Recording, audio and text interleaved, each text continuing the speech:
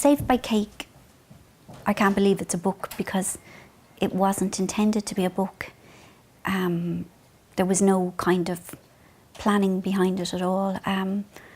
I just wasn't very well in my head. In February 2009, my lovely friend Helen Donegan, now Cosgrave, was visiting, and it was her birthday coming up, and suddenly I got kind of a primal urge to bake for her. And I had nothing, like I didn't have flour and I had no knowledge, and I'd no tins. And she said, well, you'll need a tin. So I went out and I bought all the stuff, and I started reading recipe books and, you know, going online and trying things out and experimenting, and it was really helpful.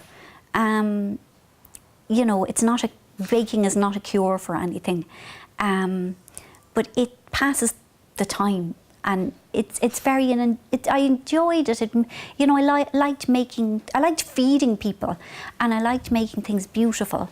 I liked making things look beautiful, and I don't really know how the idea of actually making it a book came about, but it did,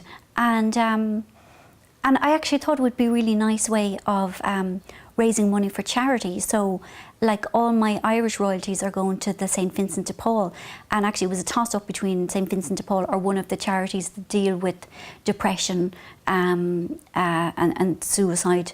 Despite all of that, it's a really cheery book, and it looks beautiful. It's really colourful, and most of the recipes are fairly simple. Some of them aren't, because at times I needed something really complicated to focus on because I just couldn't bear being in my own head.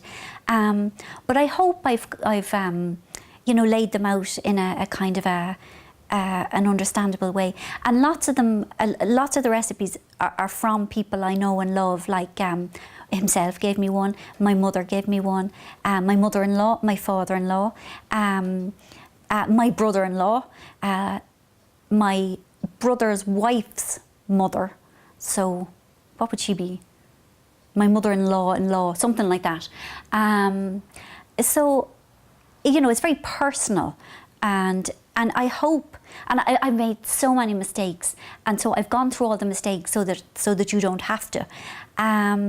But I really hope you have fun with it, and I really hope it helps. I hope it brightens your day in some way, because you know, it brightened mine when I didn't think days could ever be bright again.